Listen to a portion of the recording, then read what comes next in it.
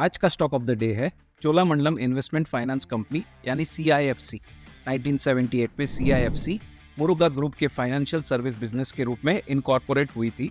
CIFC ने अपना business equipment financing से शुरू किया और आज कंपनी एक कॉम्प्रिहेंसिव फाइनेंशियल सर्विस के रूप में इमर्ज हुई है, जो vehicle finance, home equity loans, home loans, consumer loans, SME loans, wealth management, stock broking और अन्य फाइनेंशियल सर्विस कस्टमर्स को प्रोवाइड करती है। High growth potential, pristine asset quality और स्टेडी रेशियो रिटर्न्स के कारण CIFC अपने रिच वैल्यूएशन को सस्टेन करेगी, ऐसी संभावनाएं तेज है।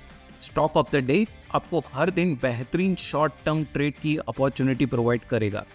एवरी मॉर्निंग शेरखान की YouTube चैनल ट्यून इन कीजिए और एक भी अपॉर्चुनिटी मिस मत कीजिए। आपका दिन शुभ हो। धन्यवाद।